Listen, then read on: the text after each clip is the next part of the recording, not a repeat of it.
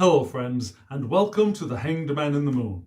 If this is your first time here, welcome. Thank you for coming. I'm pleased to meet you. If you've been here before, thank you for returning. I'm truly honored. Friends, if you are a returning visitor, you surely know that this is my deep dive into a beautiful, intriguing, expanding deck called the Egyptian Tarot by C.C. Zane and the Brotherhood of Light. And just in case you are new here, let me give you the lowdown. What exactly am I doing in this deep dive? Well, every night before I go to bed, I pull a card from the Egyptian Tarot. Yeah, I riffle shuffle my mass market edition, my very inexpensive mass market edition of the Egyptian Tarot in color, and I pull a card from that deck to give me something to give attention to for the next day. And then I pull the matching card from my very out of print charcoal gray and white deck, which I don't want to shuffle, so I keep that one in order. And I look at both of those cards together and I notice differences. There are usually some differences, some slight and some great differences, depending on the card. And then I ask for some help. Where do I get my help? I get my help from the Tarot of the Holy Light by Christine Payne-Towler. And that's a deck, just in case you might not know, that I did a deep dive into last year in the summer of 2022.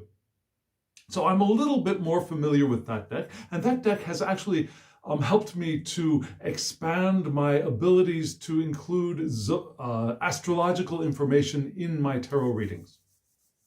Just a little bitty baby reader in that way, but still it's helped me grow immeasurably.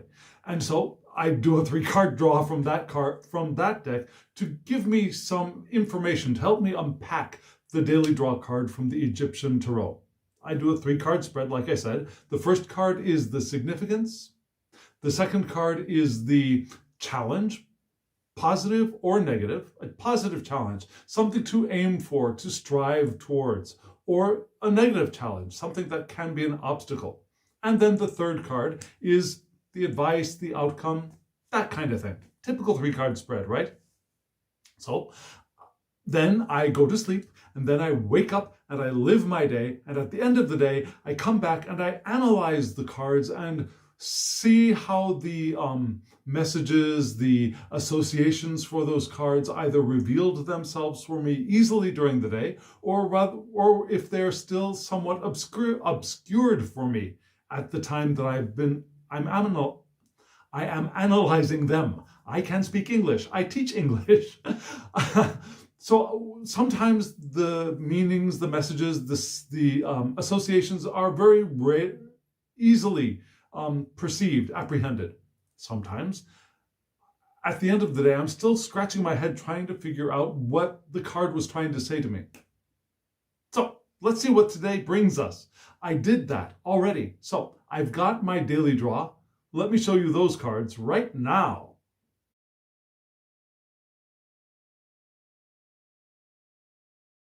What do you think?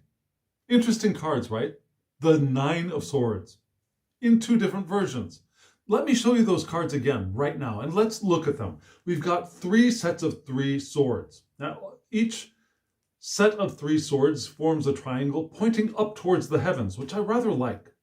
And there are 2 constellations. Now, the placement of the constellation in each of the decks is a little bit different.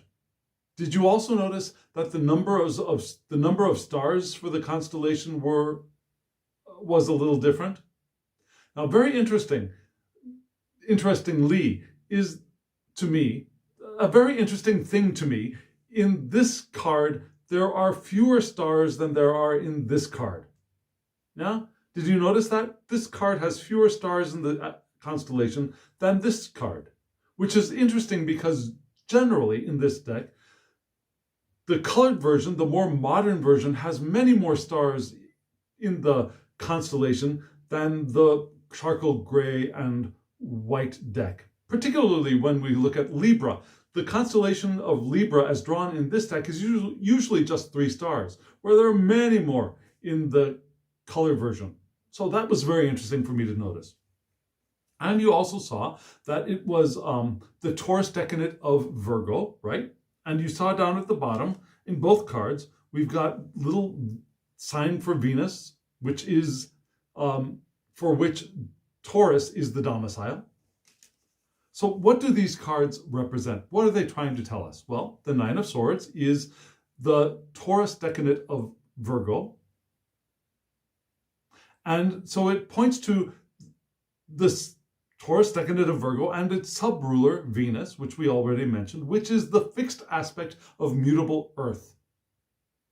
And those vital attributes enter the world through the house of Virgo into our lives.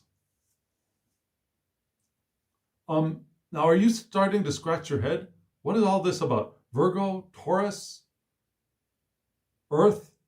It's a swords card, right? That's all air.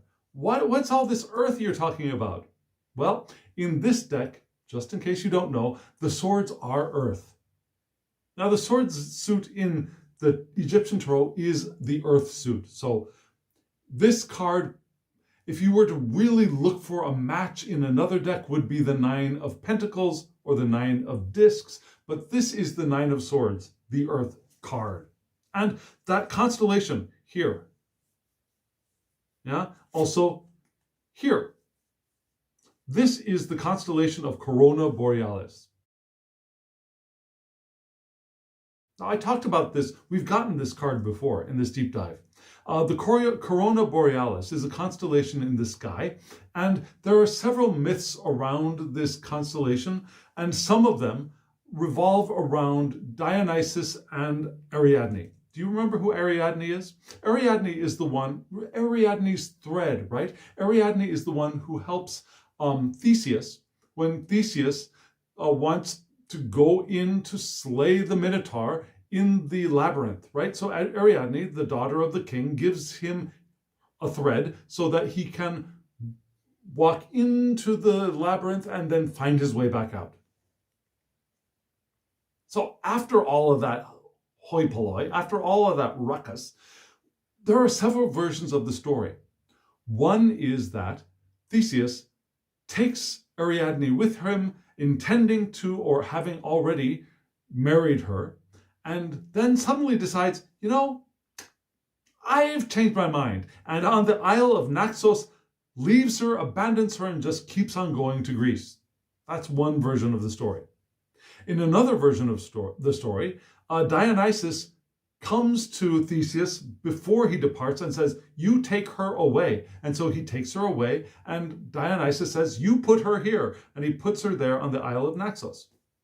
And then there's another version of the story, but the long and the short of it is that Theseus and Ariadne split up at the Isle of Naxos, and Dionysus comes down and presents this crown to Ariadne because he has fallen madly in love with Ariadne. And after presenting her with the crown, it goes up into the sky and becomes this constellation. So we've got this idea of a love token, a love gift included here. And a love gift to one who may have been abandoned, or may have been rejected by her people, or may have been left behind. The left behind, the rejected, being lifted up by a god and presented with not only a crown worthy of the stars, but also love and affection and probably lust, right? Knowing Dionysus, there's probably a lot of that mixed in there as well. But so we've got this Corona Borealis here. And the three triangles pointing up to the heavens, asking us to look towards the heavens, I think. Before we reach the conclusion of the suit with the tens, we're looking up to the heavens. So, and we also have Taurus in Virgo. Virgo is perfectionism, right? So some of the meanings of this card, according to books about the deck, are things like perfectionism in relationships. Feeling you know better. Yeah, that kind of Virgo kind of, I know better. I know the right way to do things. That quarrels here can lead to animosity. Quarrels can grow into very split energies, split relationships. And so there's a need for careful treatment of others. Our fixed attitudes, which sometimes can come from the stubbornness of Taurus, can limit our achievement. And arguments can drain our energy. And so what we're reminded of is that love will overcome arguments. We want to bring Venus in through this somewhat fraught relationship between Taurus and Virgo, the perfectionist and the stubbornness, right? And Virgo can be a little bit stubborn too, because but Virgo, my mom is a Virgo. My mom's kind of stubborn. So that I think of Virgos as being stubborn in that they know that they're right. So that's the end, period, right? So there's a little bit of stubbornness there, but then the Taurus stubbornness added to it is like, whoa. So we want to be careful of that here. And we also want to realize that love can smooth everything over. Just as the love of Dionysus perhaps smoothed things over for Ariadne and uplifted Ariadne. And the earthiness of this card is grounded. We can be grounded. What Taurus loves all of this stuff. When we think of the Nine of Discs or the Nine of Pentacles, especially in a Rider-Waite-Smith deck, we think of the lady with her falcon in her garden and really enjoying the material assets and the wealth and the bounty around her. So we have that potential if we don't slip into our stubbornness and our perfectionism and I know what's right. Right? So that was, I think, the warning sign for me for today is not to get into I know it's right, I know how it should happen, I know the right process, I know the way that you should be treating me, and I know the way I should be treated, and I know the way to do things. Things that I can slip into, especially if I'm starting to get tired. So we had this. And then I had my 3-card spread from the Tarot of the Holy Light. So let me show you those cards right now.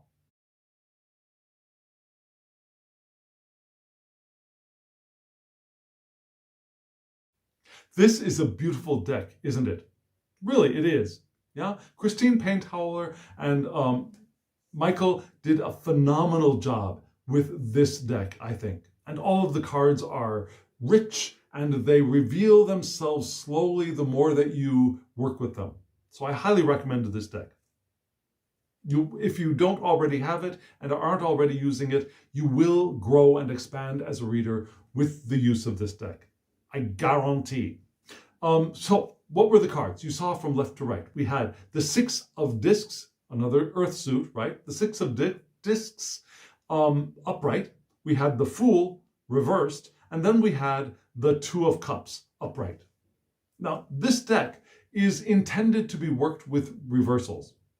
Okay, frankly, the Egyptian Tarot is also intended to be worked with reversals, but I don't feel up to it quite yet. Now, I'll probably wait until after the deep dive to do that. I only wanted one deck with reversals for this deep dive, so I'm going to continue with only shuffling the Egyptian Tarot upright. But I'm used to doing this deck with reversals, so every time I shuffle this deck, I split half of it, I split it in half, turn half of it around and shuffle it, and then I split it in half, turn half of it around, shuffle it. Riff will shuffle it, by the way. Yes, I am that kind of reader. And so I've always got almost always. Sometimes I've gotten 3 upright cards in a row. That was like, wow. Sometimes I've gotten 3 reversed cards in a row, and that was like, wow. But usually there's a mix, and today we only have 1 reverse and 2 upright. Remember, reversed cards are not bad cards. They don't mean be careful, you're going to be in big trouble, you better shape up or ship out or something. They're they're here to point up something that we would really want to give more attention to, rather than saying bad puppy, right? So I've got one reversed. And we'll get to that in just a moment. Let's start with the six of discs, yeah? Here we go. The six of discs, you just saw that. It's Taurus of Taurus. It's supercharged Taurus. And you can see here what we've got, the six platonic solids right there. You see those? And around those six platonic solids, we've got vines with flowers growing up. We've got birds in the vines. It's this beautiful, lush, natural setting within which the six platonic solids are revealing themselves. And you see at the bottom, we have Venus and Taurus. So that tells us that, and also you see that the degrees of the decadent are 1 to 10. So this is the first decadent of Taurus, so it's Taurus of Taurus. So the six of discs points to the Taurus decadent of Taurus and its subruler Venus, from which the fixed aspect of fixed earth vital attributes enter our world. And so yeah, we've got all of this earth energy, and we've got Venus doubled up. Right? We have Venus in the first, the Egyptian tarot, my daily draw, was Venus and Taurus of Virgo. Here we have Venus of Taurus, a lot of earth right off the bat. So what is this telling us? The six of discs is often the card of generosity in many suits, especially the deck drawn by Pamela Coleman Smith. We've got the rich guy with the scales doling out alms to two less rich guys on the ground who are trying to get alms, perhaps. So we've still got that idea of generosity, I think, here. And we've got the Taurus's fixed nature emphasized.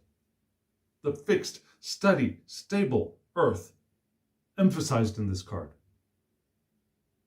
And the solids here remind us that the world of nature, the world of science and the rational and the organized also functions within a beautifully creative chaos of nature. So we've got that, not so much contrast, but one within the other, a commingling, an interactive universe right here. And so this card is asking us to learn our worth. Learn how to turn our lives into profit, perhaps, for financial gain. We can turn what we do and who we are, not so much as, like, I'm not talking sex trafficking or sex work, which I have nothing against, but that's not what we're talking about here. Our lives, our experiences, our knowledge, the entirety of what we are can be our resource for financial profit. And financial profit is fine. Financial profit is very well liked by Taurus. So learn our worth and learn that we have great possibilities of manifesting successful lives, manifesting successful ideas into the physical world at our own pace. Taurus knows nothing's going to rush a Taurus, at our own pace, but we can manifest into the world, physicalize, materialize, incarnate our ideas into the world. Also, we want to remember that there is benefit to money. Many of us, I know that I, in the past, have very strongly disparaged the idea of money and flouted it as the great evil of society. And in a sense, I still believe that. However, I believe it not in the same way that I did before. Right now, I realize that money is nothing more than a tool. Just like a hammer is a tool. And just like a gun is a tool. I don't want to have a gun. I kind of want to have some money, but I don't want to have a gun. But I realize that the gun itself is nothing more than a tool. It's how we use the tool that is either beneficial, detrimental, or neutral. And while personally, well, okay, yes, there are beneficial purposes for guns. I know that there are. I just don't like thinking about them. But there are definitely beneficial purposes for hammers, and there are negative purposes for hammers. Hammers have been used for doing some evil things as well. And there are absolutely neutral uses of hammers, right? So money is the same. There are very good uses of money. There are very evil uses of money. There are very neutral uses of money. So that's something to remember. And so we want to remember, no matter who we are, that there is benefit to this cash stuff that we call money in society that is healthy and can be mutually beneficial, especially if we use it in an ethical and a moral way. Now, this is all based on the presupposition that we are going to be moral, ethical beings as we use the tool. Because it's a tool for exchange of money, of energy, of resources, it's a concept, really. Money is nothing more than a concept, a conceptual tool. And boy, I like my tool today, don't I? Let's not go there. So economy in ethical society with honest values. That's what this card is reminding us of. And that economy is the structure within the society is not, no matter how structured we think it is, society itself is a beautifully creative chaos. Truly, it truly is. You may think that your society is very well organized and structured, and I live in Northern Europe, and still, it's because we are human beings, society is a beautifully creative chaos that wears a mask of structure. And within that creative chaos, there is an economy that can also be somewhat scientific, somewhat hard and structured, which reminds me of these solids within the framework of the art of this card. So we've got all this Taurian energy with the beauty and lushness of Venus echoed twice. One in a little bit of a cautionary tale, a large cautionary tale in the Nine of Swords from the Egyptian tarot, and here in a more rational, a little bit more cool-headed fashion in the Six of Discs. So we've got that exchange, science in nature, right? Learn our worth and value our worth and use that worth to create abundance for ourselves. And so the next card is the Fool in reverse. And this Fool is very interesting. Let me show you this Fool upright. What do we see? We see the Fool. Who do we see as the Fool? Do you see that the Fool is an androgen? It is an intersex being. It is both male and female. One side male, one side female. Yeah? You see the dog at the foot of the being, the androgen, right? Reminding us of the Tarot de Marseille, Le Mat card or Le Fou card, reminding us of the Fool drawn by Pamela Coleman Smith, all those creatures nipping at all of those heels. And this androgyne is standing within a disc, not a sphere, but not really even a Mobius perhaps, of the the zodiac. We've got underneath the feet of the Fool and the dog, we've got this red, earthy, fiery, root chakra kind of red ground, and above we've got the sun and the moon and one star. And then on the female side of the being, we have the sun, the moon, and what may be the sun, the moon, and another planet here around the solar plexus, maybe. So, who is this fool? Who is this fool? Well, the fool is the sun in this deck. And the fool points to the sun from which these clear, solar, vital attributes enter our world. You'll also see that the fool in this deck is Tau, or Tau, from the Hebrew alphabet. And the Tau is the cross. And the cross is not the end, but the transition to the new beginning, right? The cross is the death that allows the resurrection. Without the cross, there is no resurrection in the Christian story. So, the Tau is the cross which brings the resurrection in the Christian story. It's also Ingus.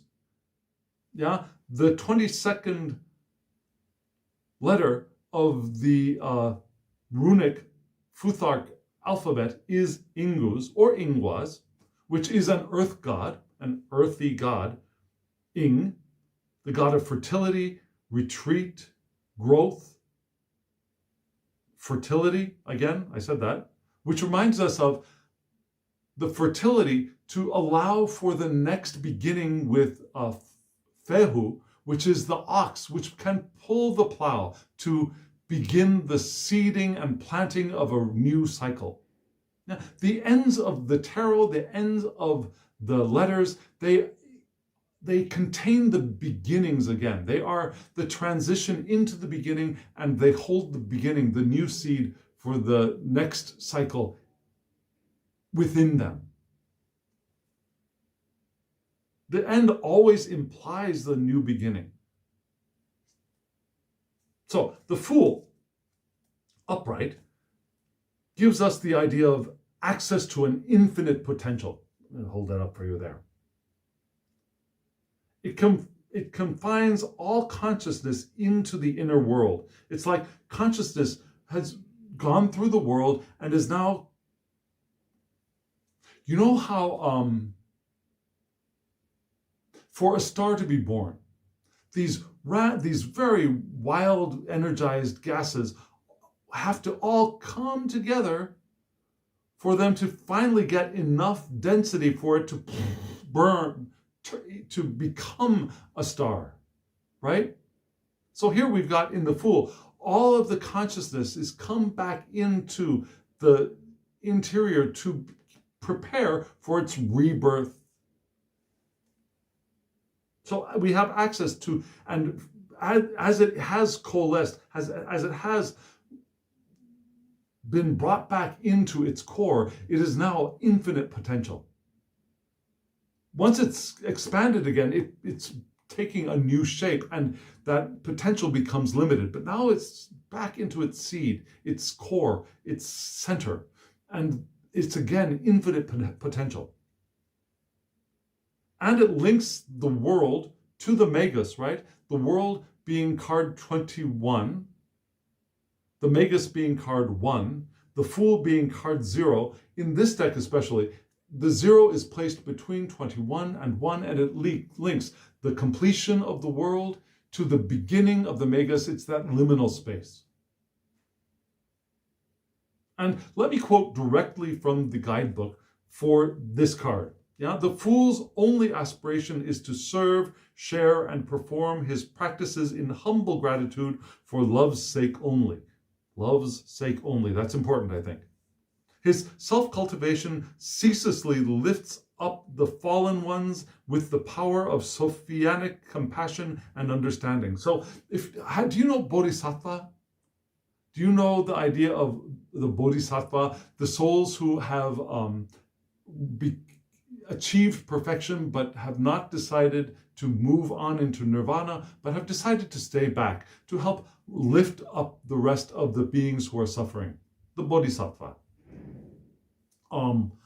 In Korean, we call them Kwanseum Bosal, the Bosal, Bodhisattva. So that reminds me of the Bodhisattva function of the Fool. And the Bodhisattva are also intersex. They are neither male nor female, which is interesting, right? You have to say right because it is. It is interesting, I think. And we get those echoes between cultural expressions and conceptions of life, of the universe, of spirit in this physical world.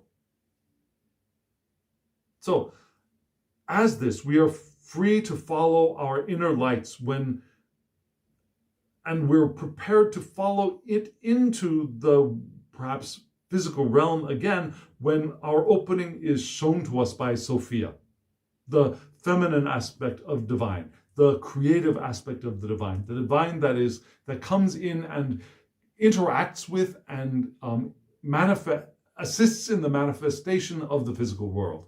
And also it is expressed as the Holy Spirit in Christian traditions. So when the Holy Spirit shows us the way, we can follow.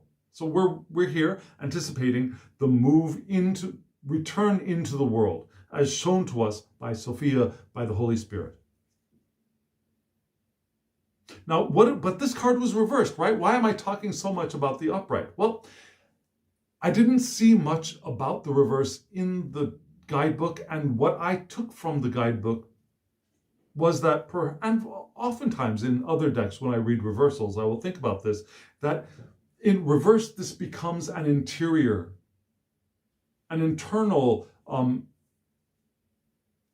energy, an internal action, an internal force, and something to focus on internally. It could also, there are other ways of reading reversals, but here what I think of is rather than the Fool getting ready and preparing for the move forward, he's focusing primarily, he, she, they are focusing primarily on the interior realm. And so there are steps to what I just said, right? The energy from the completion of the world is brought back and is prepared with infinite potential to then be manifest again in the megas, right? So here we're still at the point of bringing that energy back and appraising it and seeing it and not necessarily analyzing it, but shining the light of the sun into it and re-energizing, revitalizing that energy perhaps. Does that make sense? So here we have that focus on the internal portion of those ideas that we just discussed, which moves us into the Two of Cups. The Two of Cups. We're leaving Venus and Taurus behind, and we're entering into her partner's realms here. The Two of Cups. What do we see? We see the sun at the top. We see the moon below. We see one cup facing up, one cup pointed downwards. And you can see at the bottom that this is Mars in Cancer. Mars, right? Mars. The partner of Venus is Mars. And Mars is the domicile of Mars in this part of the zodiac, in the dry way of ascension back up to Pisces. Pisces? Yeah. Is Mars in Scorpio. Mars in Scorpio. And so the Two of Cups points to the Scorpio decadent of Cancer, which is the second decadent, and its sub-ruler Mars, from which these fixed aspects of cardinal water vital attributes enter our world.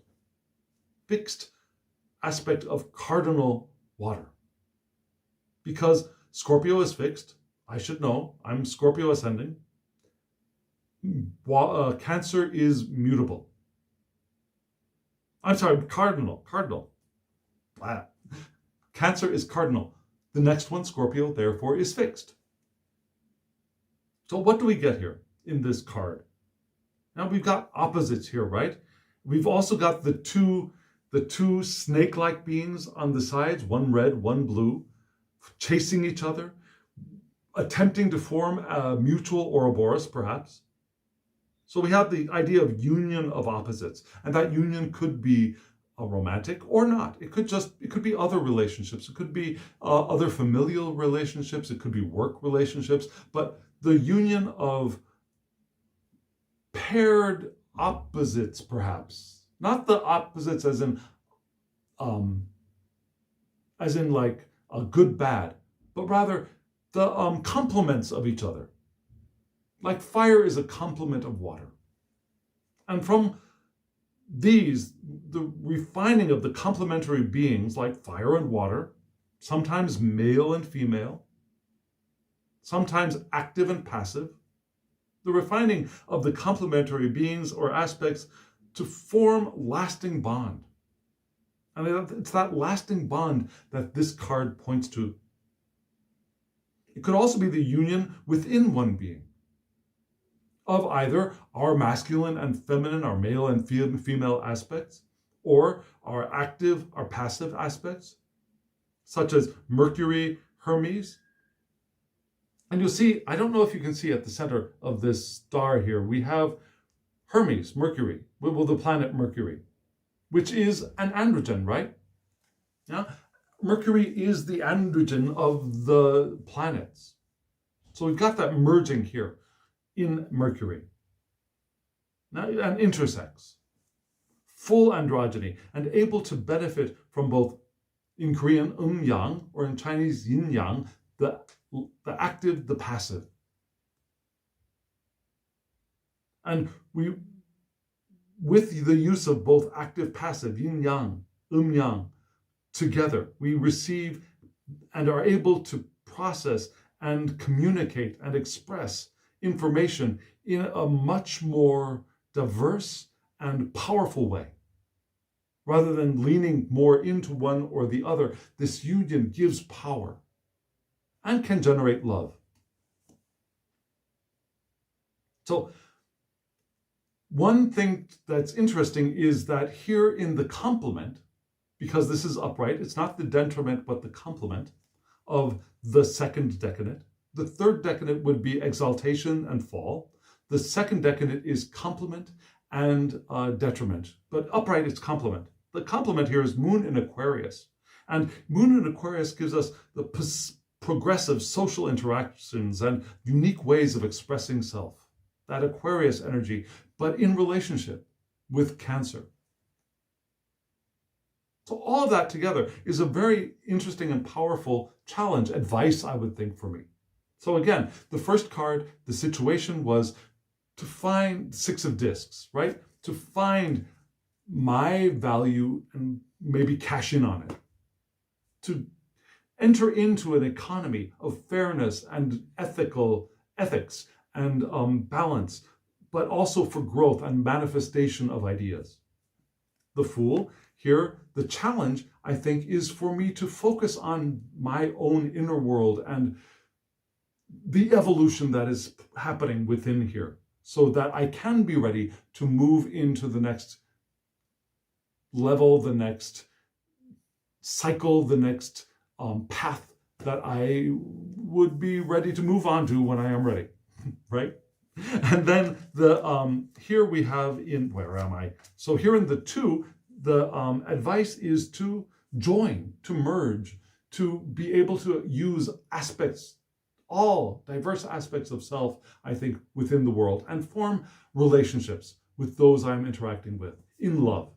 And we've got that echo of love here because I think that love is to smooth over and avoid the pitfalls of this card, of the 9 of Swords, which is also an earth sign, an earth card in this deck, right? So what's it all about, Alfie? I think that all actually was fairly helpful for me for today, because going into classes today, I was faced with some interesting challenges. Yeah, we've lost 3 more students from my first class for today. I saw all 3 classes. I had 6 hours of interaction with the kids. My first class, I found out that one of my main actors for the story was gone, will never return. We've lost a couple of other students, and so we had to reshift roles and figure out who's going to do what. Only one of the 2 remaining team members of the PowerPoint presentation. That's not so important, but this team. 2 members are only remaining for that team, and one of them was late because they had to go to the nurse. So it was like the start was really, really rocky. And I could have very, very easily gone into the danger zone of this. And I felt the potential rising up within me, but I breathed my way through it. I realized that I would not work well with these kids if I went into my stubborn, no, I know better mindset that is very easily accessible to me. And so what I did was I tried to get the students to do what they can with what we have and reorganize with me.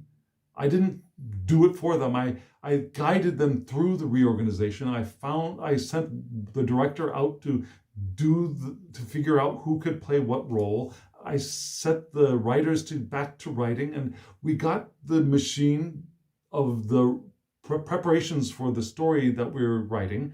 I got the machine back on track, I think. I